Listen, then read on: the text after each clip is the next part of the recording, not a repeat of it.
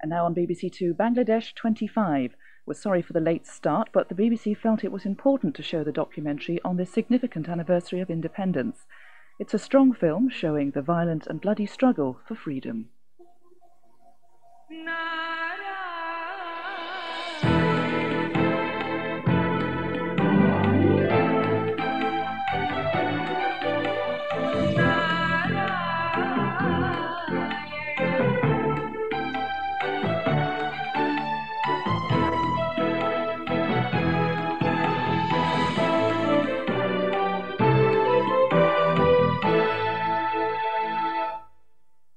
We believe in democracy, but the people who are always trying to kill democracy in this country, they're more powerful now.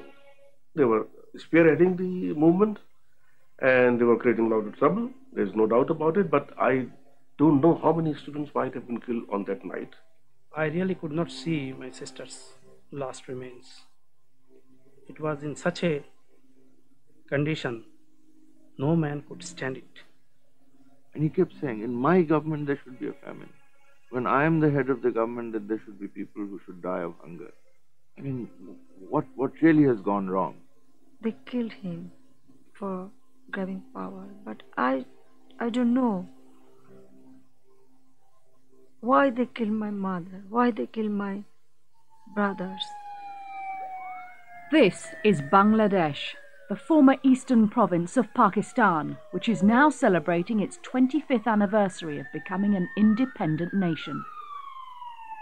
It's a country where history has come full circle, with the election this year of a new Prime Minister, Sheikh Hasina, the daughter of Mujibur Rahman, revered by his followers as the father of Bangladesh.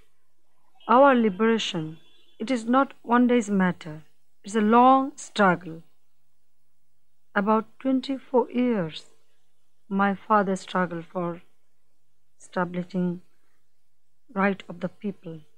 So, without liberation, our people cannot get anything. That was his ultimate goal, that we must liberate our country. It was in Sheikh Mujib's name that the Bengali people of East Pakistan fought their war of independence. Yet, less than 4 years later, the most popular South Asian leader since Gandhi was gunned down on the stairs of his own home. Bangladesh is still coming to terms with the events surrounding Mujib's death and its own birth. In 1970, a huge cyclone and tidal bore smashed into East Pakistan. Hundreds of thousands of people died, attracting sympathy from all over the world. But the Pakistan government's own relief effort was seen in the province as too little, too late. The president himself only visited East Pakistan after a fortnight. People realized that if we remain within the framework of Pakistan, during the time of crisis, a Pakistani ruler will not come and stand by our side. This wasn't the best time for Pakistan's military government to be seen to be neglecting its eastern province. The country was about to hold its first fully democratic national elections. The main political leader in the east, Sheikh Mujib, was demanding regional self-rule for East Pakistan. A Mujib victory could change the shape of the country forever. Pakistan had been created in 1947 as an independent nation for India's Muslims. Millions migrated there. But as the Muslims were historically concentrated 1,000 miles apart in the northwest of India and in East Bengal, the country which emerged consisted of two separate wings. West Pakistan and East Pakistan shared a government and a religion, but not much else. Well, language was one of the main differences. But then there was the differences in food habits, clothing, and the way of life in general. It is true that some of the provinces in what was West Pakistan were more homogeneous. There had fewer non-Muslims. But in Bengal, we had lived with the Hindus, a larger number of Hindus for a long time, and there were common exchanges. So this is also seen as one of the differences. I mean, the Muslims of West Pakistan would look down upon the Muslims of the East as not being true Muslims.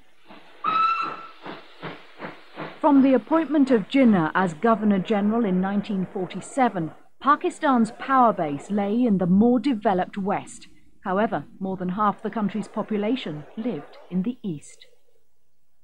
In a speech the following year at Curzon Hall in Dhaka, East Pakistan's capital, Jinnah announced that Urdu would be Pakistan's only state language. The Bengali-speaking audience was outraged. A lengthy protest campaign began. A memorial now marks the spot where, in 1952, police fired on a pro-Bengali demonstration, killing 3 students. The incident had a lasting effect on the East Pakistanis. From 1952, they underlined their Bengali identity more than their religious one. And they thought that unless we can establish our Bengali identity and we can have more powers for the province, this independence becomes meaningless for us. The Bengalis' desire for self-rule increased 6 years later when the army took control of Pakistan. The military was dominated by West Pakistanis, who in 1965 embarked on a costly war with India over the disputed territory of Kashmir. Although the fighting took place in the west rather than the east, the whole of Pakistan was expected to foot the bill. East Pakistan itself was provided with little defence against India, which surrounded it on 3 sides. Instead, Pakistan's Foreign Minister Bhutto reassured the East Pakistanis that China would have protected them. The 1965 war with India was something of a watershed. The people argued that if the defense of East Pakistan then did not even lie in West Pakistan, but lay in China, what was the point of surrendering all these resources for strengthening the Pakistan army and thereby securing your defense? I think after this, the general sense of disillusion with one of the central assumptions of the Pakistan state was in fact universal. East Pakistan now had a charismatic leader to voice its grievances. Sheikh Mujibur Rahman, a former student activist, had risen to become the leading politician of the province. His Awami League party had a huge following, united by a demand for Bengali self-determination. Do you think that Bengal can ever be economically self-sufficient? Not only self-sufficient, Bengal can give helps to others. Don't you know the history of Bengal? In the day when the British government occupied Bengal in 1757, one businessman of Bengal could have purchased the London city. Mujib devised a program for the East and West wings to become self-governing units in a federation of Pakistan. This became the Awami League's manifesto. Crucially, each unit was to have control over its own economy, including how much money it gave towards the federal defense budget. Obviously, the problem was that the West would have said that we want this level of defense expenditure to meet this threat. And East Pakistani would have said that no, we don't think there is any threat. We are not subject to that threat, so we are not going to really contribute that much. So it had really become an impossible situation. Just how impossible became clear when civil unrest erupted in Dhaka following Mujib's imprisonment on a conspiracy charge. His supporters saw this as an attempt to send Mujib to the gallows. East Pakistan students fought especially hard for Mujib's release. When the case collapsed and Mujib was freed, the students laid on a triumphant reception in front of a 1 million-strong crowd. And there, as the president of that meeting, and on behalf of the people of East Pakistan, I asked the people who were present, the man who wanted to give his life for the emancipation of the people of this part of Pakistan, I like to give him a title. The entire population, masses present in that meeting raised their more than 2 million hands and gave me the permission. And I declared that our great leader Sheikh Mujib will be the Bangabandhu Sheikh Mujib. That means friend of Bengal.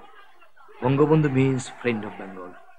But while Mujib's popularity soared, Pakistan's President Ayub Khan was forced to step down in the face of increasing opposition to his regime. Ayub's successor, General Yahya Khan, finally agreed to call national elections for December 1970. I think Yahya Khan's motives were that, well, we could give elections.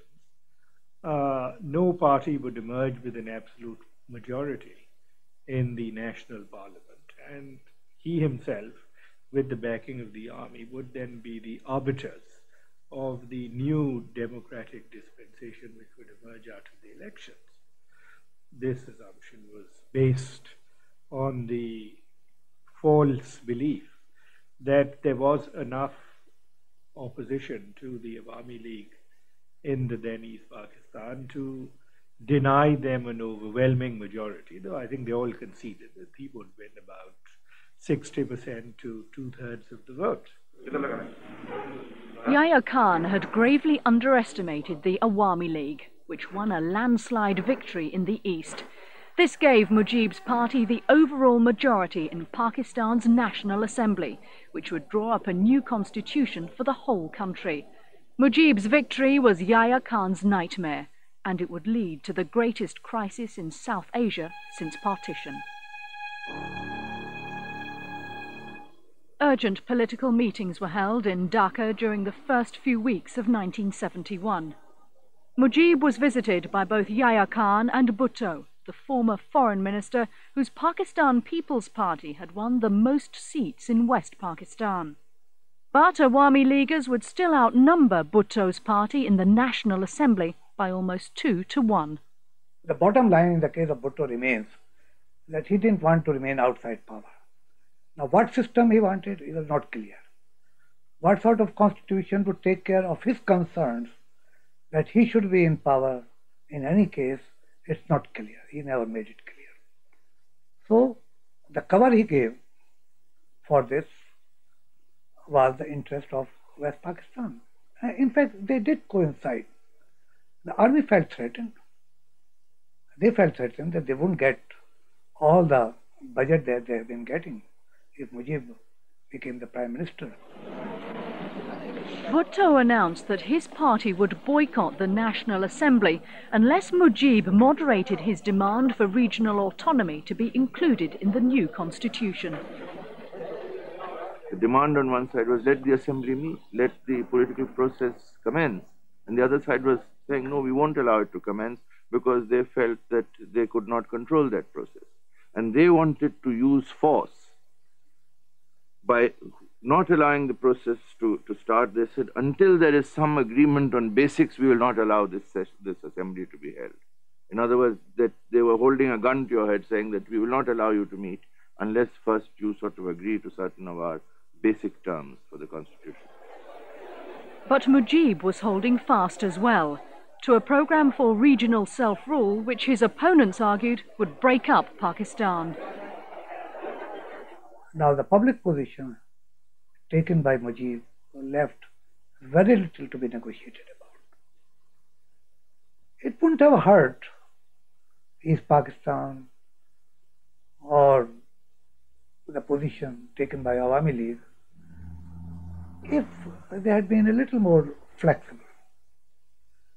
But Mujib took the stand that his own extremist elements won't let him concede anything.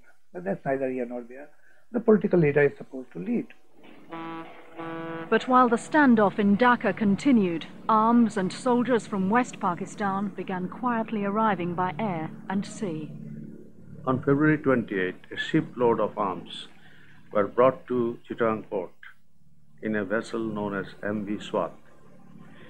Now the troop build-up and the bringing of a shipload of arms and ammunition, that made us absolutely suspicious that the troops are coming and arms and ammunition are coming for them.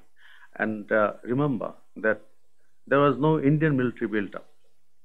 So we started asking ourselves, if there are no military build-up across the border, for whom these troops are coming.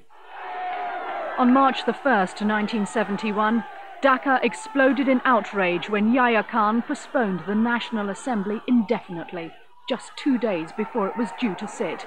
Mujib retaliated by declaring a mass non-cooperation movement. We don't believe in armed struggle. We have fought and suffered because we followed the constitutional procedure and constitutional convention. And we believe in democracy. But the people who are always trying to kill democracy in this country, they're more powerful now. Mujib's most radical supporters had begun to organize themselves along military lines. Although still negotiating for a federal settlement, Mujib was now doing little to dissuade his militants who wanted East Pakistan to become a wholly independent nation. Bangladesh, the land of the Bengali speakers.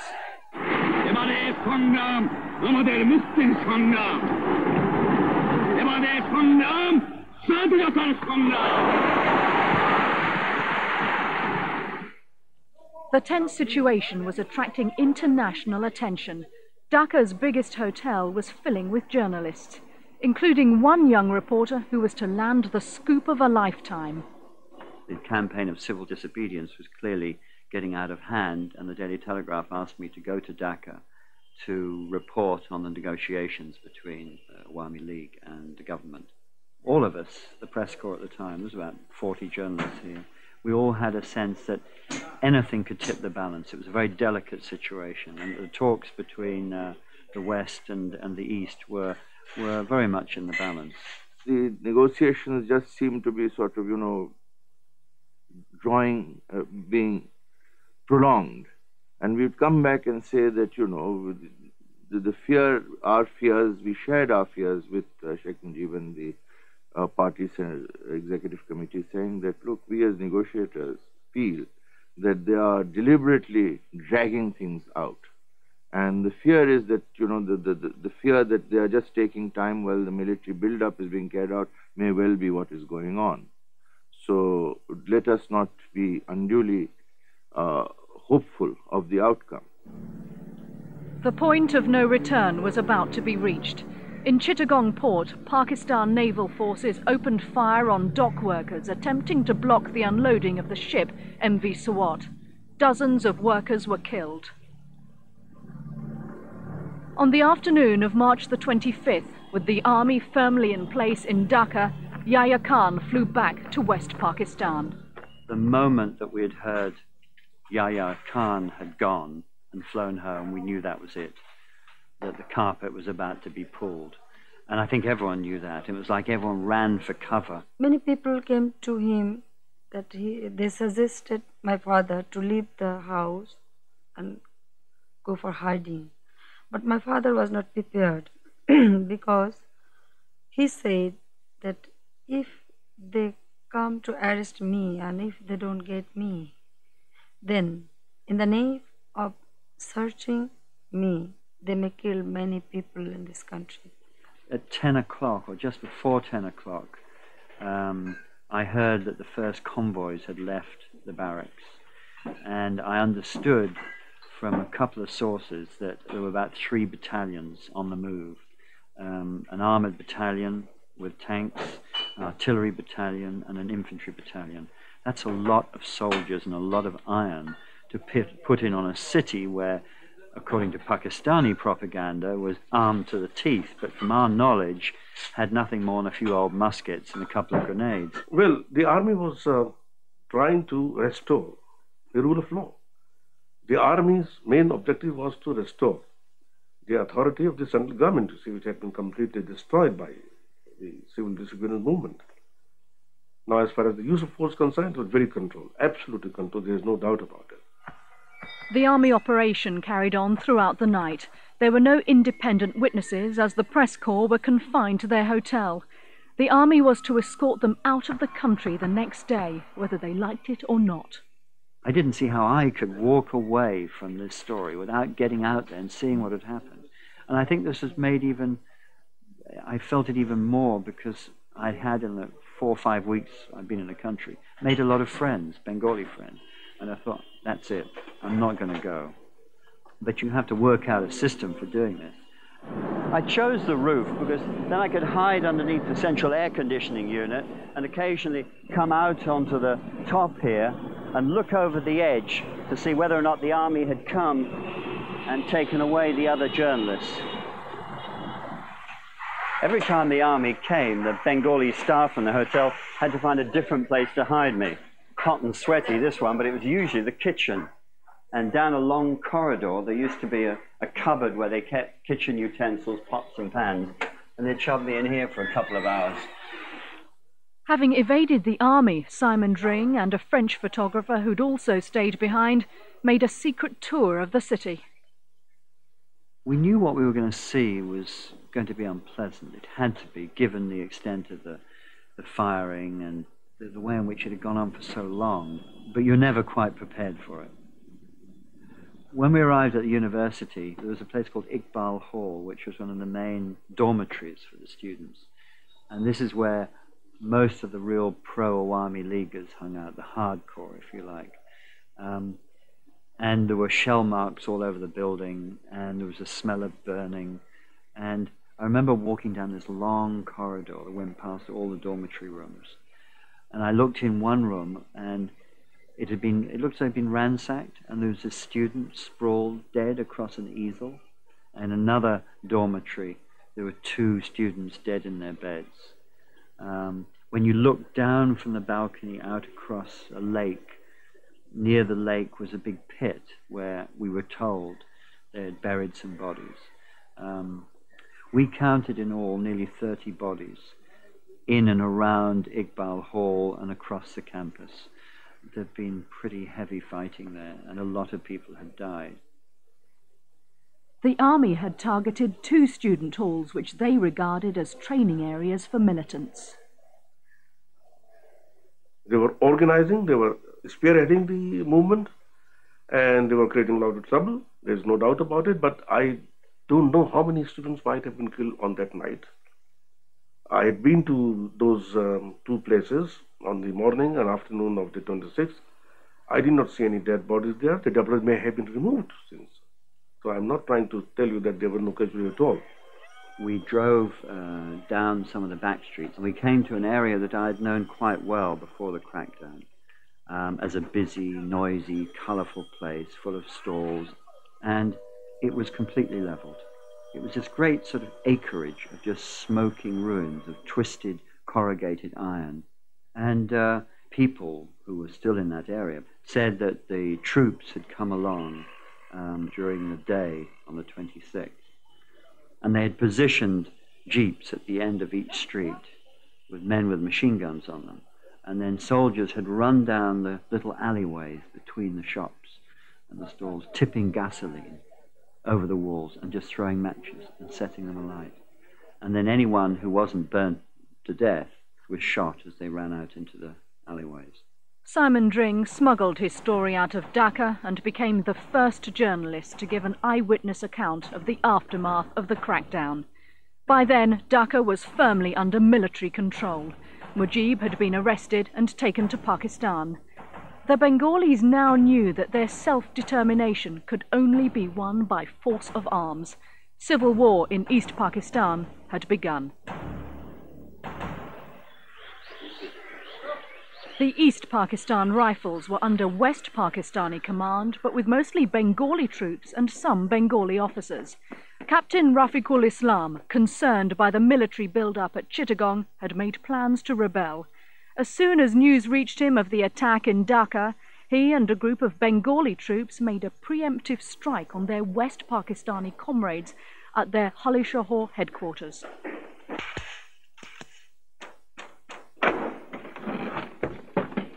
We took over the whole of Halishahor by about 11. In a very short time, because we were fully prepared.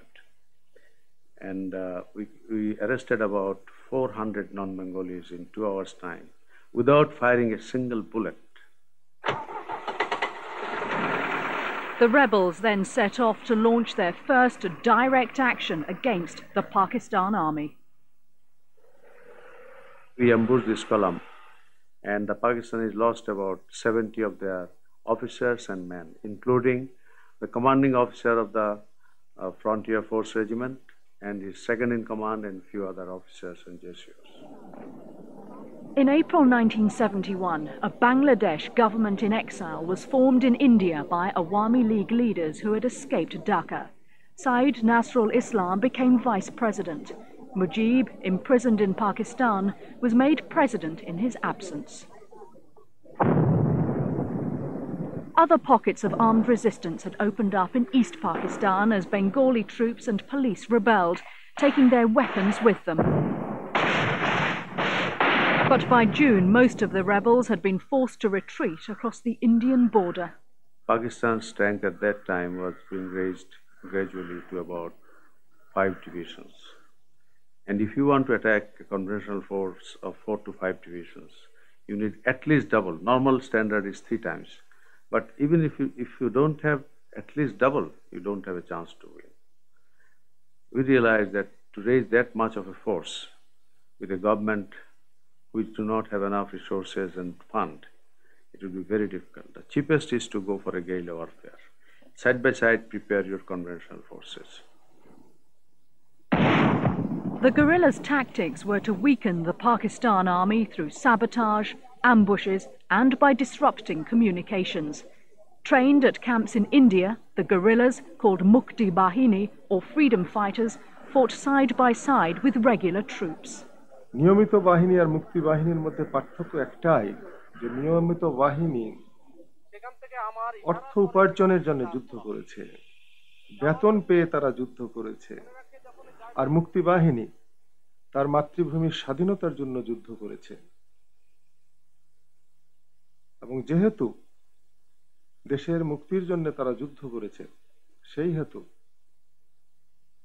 একটি নিয়মিত বাহিনীর চাইতে মুক্তি বাহিনী অনেক বেশি শক্তিশালী এবং দক্ষ হতে পেরেছে। The guerrillas ranged from university students to illiterate villagers. The most decorated woman fighter of the conflict was Taramon Bibi.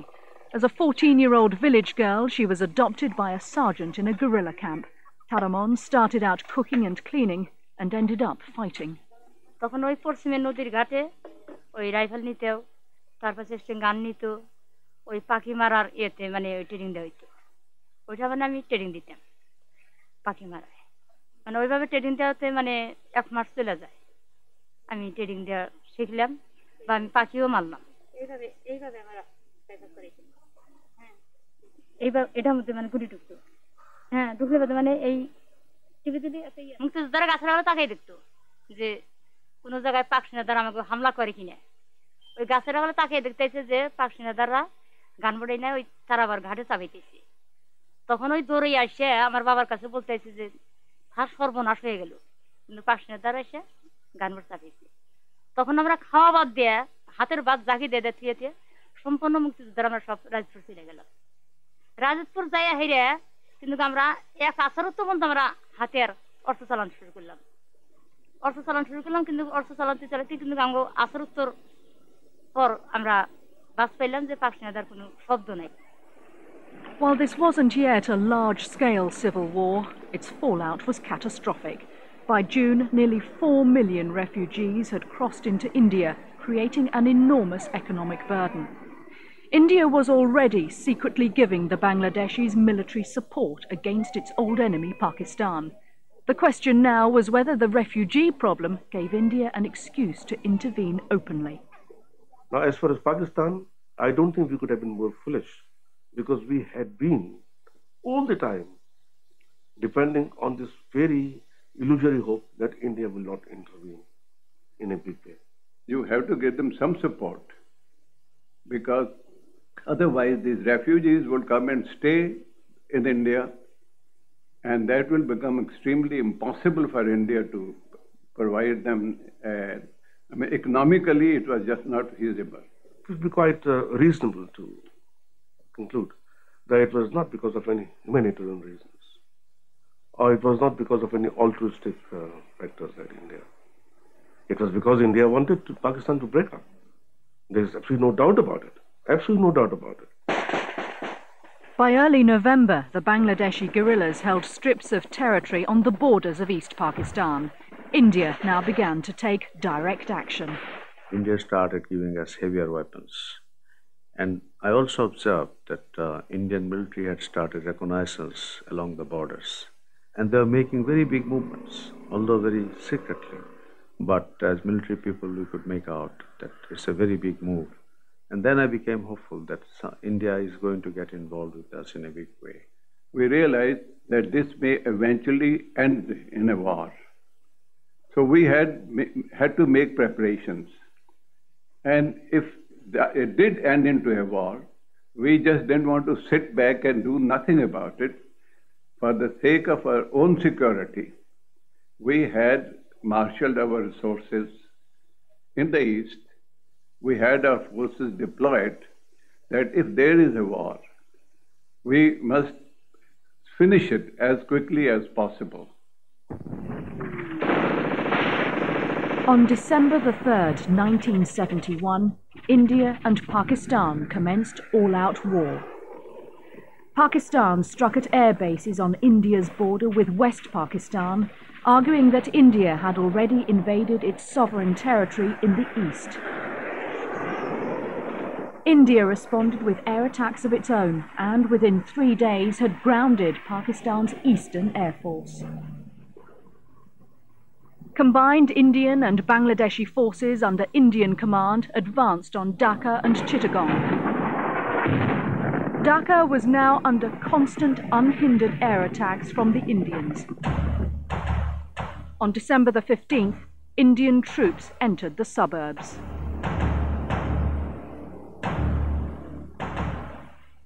I came down with the Indian armored units from the north, and I rode into Dhaka on an Indian tank. I remember all those images from World War II of the liberators arriving in Paris and everyone rushing out and cheering. And it was a wonderful feeling driving into the streets, and of course Dhaka was wild.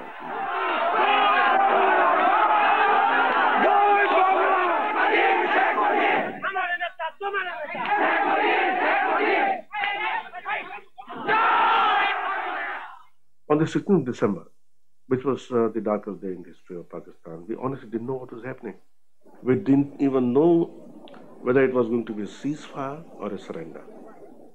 On the afternoon of December the 16th, 1971, the Pakistan Army in the east under General Niazi formally surrendered to the Indian commander, General Aurora. 2 weeks of open war between India and Pakistan had brought 9 months of civil war to an end. Bangladesh was now an independent country. তখন আমরা যাই না ফেলাম যে না জয় বাংলা স্বাধীন আসলে বাংলাদেশ আমরা স্বাধীন করতাম তখন আমরা ব্যক্তি সবটি মুক্তিযোদ্ধার আমরা কিন্তু মানে পতাকা উড়াইতাম আমরা বলতাম যে জয় বাংলা আমরা দেশ স্বাধীন করছি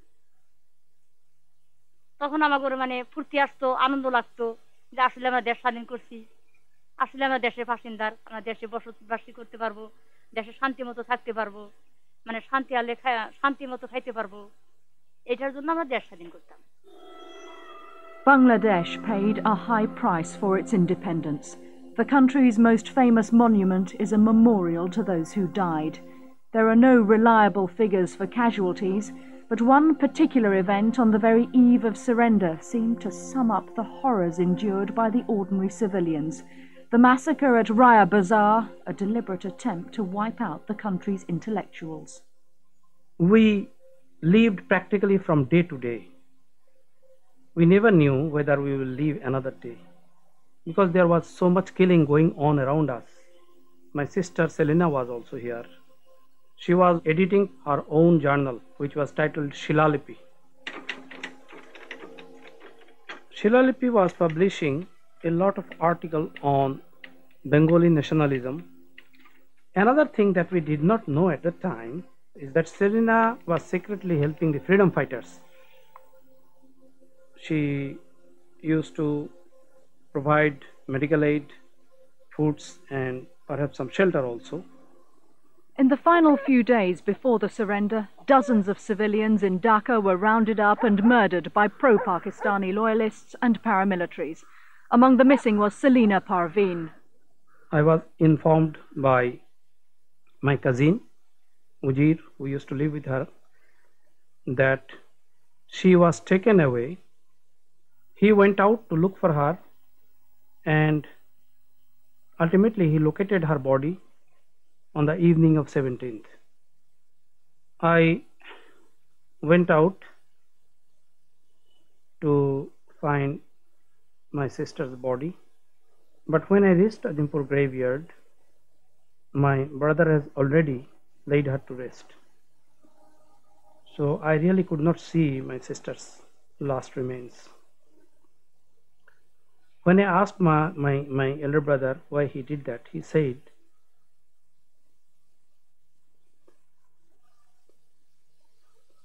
that it was in such a condition, no man could stand it.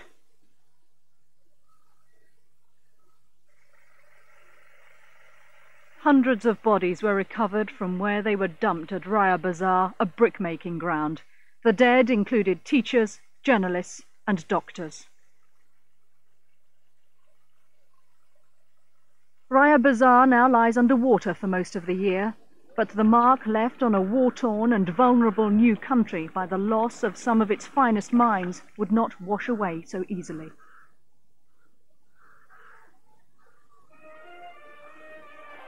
In January 1972, Sheikh Mujib returned from nearly 10 months' imprisonment in Pakistan to an independent Bangladesh and a hero's welcome. It was really one of the highest moments, the highest moment in one's life. But I found Sheikh Mujib remarkably pensive. And he said, you know, we have won our independence. It is this unity that gave us independence. And this is the real achievement, that we could unite all of our people. But you know what I'm afraid of is that, you know, our independence can only be held if we remain united. But you know how the tendency among us to get at each other's throats. And if we cannot sort of sustain this unity, we will have difficulties in retaining our independence. Mujib took the office of Prime Minister rather than the more ceremonial one of President and set about establishing the government's authority. A key task was to recover the thousands of weapons acquired during the war, which were now in private hands. Freedom fighters were encouraged to surrender their arms in showpiece ceremonies.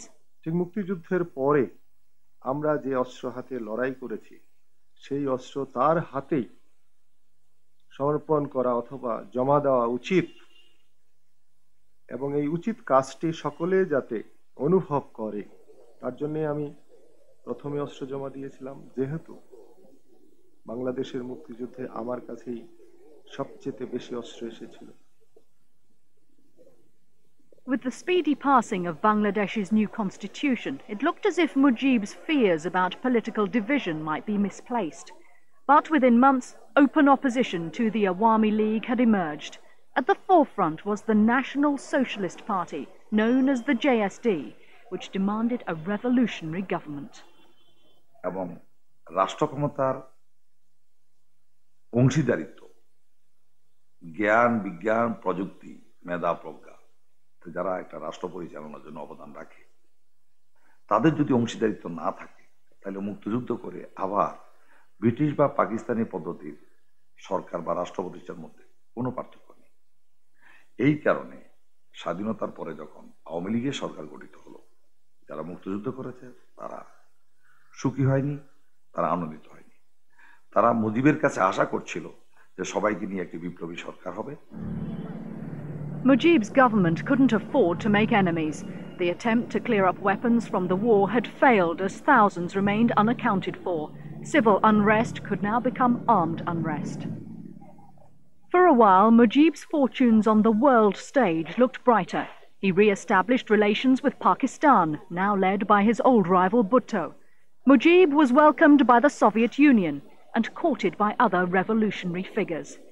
He hoped these visits would build up the market for Bangladesh's main export, jute. But his decision to sell it to Cuba had devastating consequences.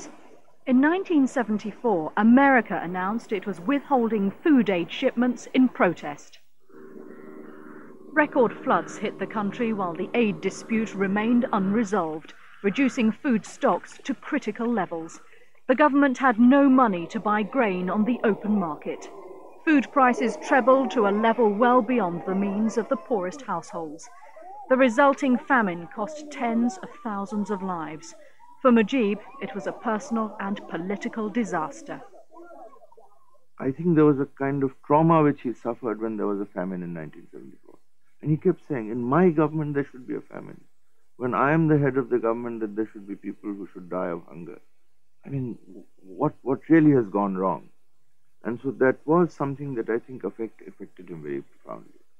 And that in a way made him receptive to all sorts of suggestions of how to change course. By now, anger towards the Awami League government had led to a law and order crisis. The demonstrators were in the National Mosque, waiting for a suitable moment to break the law, a ritual gesture. For a time, the police tried to use persuasion. They told the demonstrators, "You're turning the House of God into a political centre." Then patience ran out. The police went in, using the same sort of harsh methods their Pakistani predecessors employed before independence. 2 MPs were among those arrested. That the administration is afraid to allow protest rallies is a sign of how its popularity has been eroded. Mujib shared with close colleagues an increasing concern that Bangladesh's military might intervene directly to restore order. He saw it as crucial that he re-established his authority and took radical measures to do so.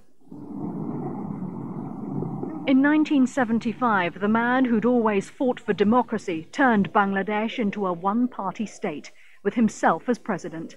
Democracy in Bangladesh had lasted barely 3 years. I said, look, this is something I don't understand because, you know, throughout your life, throughout our entire movement, we have stood for a different system of governance. You have espoused it all your life, and I see in this danger to the country and danger to you personally, because you will become a target in the new system, and I don't want to be party to it. So I took leave and came away. And it's still a mystery to me as to who were able to prevail on him. Other political parties were banned outright or incorporated into the state party, which MPs were required to join on pain of losing their seats. Nobody could contest elections unless nominated by the party. He did it for the national unity. It is not a question of one-party system. He wanted to run that country at that time, taking everybody with him. And he actually made a national platform. And he mentioned in his different deliberations that this is a system which will not remain permanent. This is a test. I like to see that our peoples get their economic emancipation. Mujib never lived to see whether his desperate measure had worked. On August the 15th, 1975, a group of army officers burst into his house. When he challenged them, Mujib was shot dead.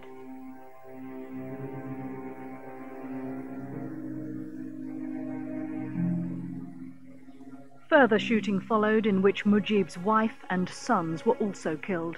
The only 2 survivors of the family were his daughters, Rahana and Hasina. Well, my father was the president.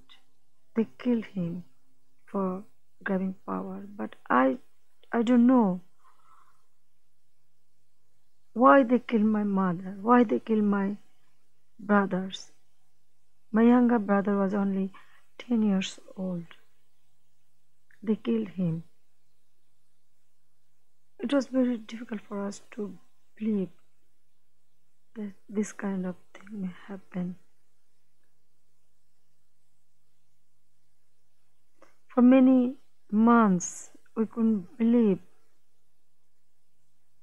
Still, when we think, it's really very difficult for us to accept this.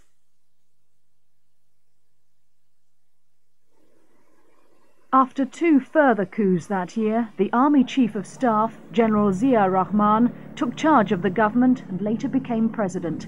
Having allowed Mujib's killers to go free, he himself was assassinated. Parliamentary government would not return to Bangladesh until 1991.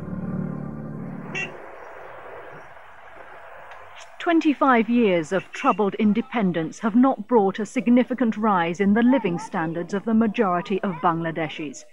Their country remains one of the poorest and most populous in the world. বঙ্গবন্ধুর পাশে ইশারায় আমরা আজকে ঝাঁপিয়ে পড়ছিলাম বলে আমরা বাংলাদেশ স্বাধীন করতে পারছি। ঠিকই আমরা বাংলাদেশ স্বাধীন করছি, ঠিকই আমরা মুক্তিযোদ্ধার। আমাকে নাম উল্লেখ নাই, আমাকে কোনো মূল্যায়ন নাই। আমরা আজকে ভাঙ্গা ঘরে বসত করি, আমরা রোদে পুরি, বৃষ্টি আমরা ভিজি, আমাকে কোনো মূল্যায়ন নাই। আমরা ঘরে কোনো ভাত নাই আজকে পেটে, আমাকে মাজায় বস্ত্র নাই। আমরা টিফি রোগে ভুগছি, কেউ পঙ্গু হয়ে আছি, কেউ ভিক্ষা করতে আসি, কেউ বাড়ি বাড়ি কাজ করতে আইছে, কেউ রাস্তায় পড়ে আছে। আমরা এই অবস্থায় আছি। In June, the Awami League, led by Mujib's daughter Sheikh Hasina, returned to power for the first time in 21 years. The party says it's learnt from its past. We don't say that we did not have any mistakes. Maybe for running this country for 3 years and 8 months, we might have some mistakes, and we shall have to take lesson from those past mistakes. And taking the lesson from there, we are trying our best to run this country after 25 years. For Sheikh Hasina, government also provides an opportunity to fulfill a personal dream: the restoration of her father's reputation. She argues that previous governments have deliberately suppressed Mujib's name. They tried to distort the history. They tried to erase my father's name from the history of Bangladesh. They tried, I don't know why, I don't know their psychology, why they tried. But under his leadership, this country was liberated. One cannot, erase the history, and it has proved. I think the danger is that Sheikh Hasina might end up turning her father into a partisan political figure. Then his fortunes will rise and fall with the Awami League. He needs to be kept separate from that. And in that context, I suspect that most young people, most people here who don't even remember Mujib perhaps, would like to feel that he's part of their history. It was really interesting to know that somebody had, despite the political pressure to the contrary, had decided to set up a museum that was trying to set out the story of what had happened, not only Mujib and the independence movement, but also the war of liberation that followed. It's divided up into lots of different sections. So it's divided into different eras, of our history period, so that it's like a walk through the classroom for the younger generation. Right. So what's the idea of putting the computers in different rooms? Well, basically what we are trying to do is show that we are with the time, with this technology, and then we are taking all the information about our history of liberation into CD-ROMs and CDs, so that nobody can destroy it anymore.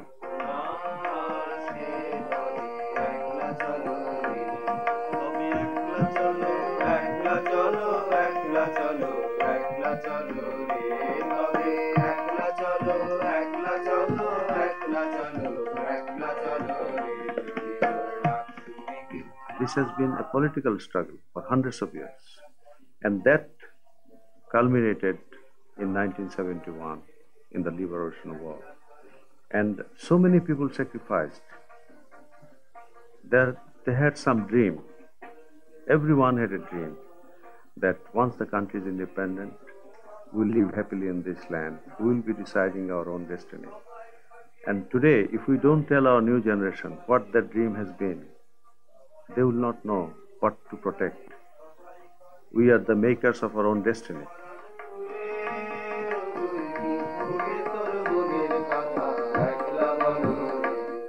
And part 2 of the struggle for Bangladesh can be seen here on BBC Two next Thursday at 9:30.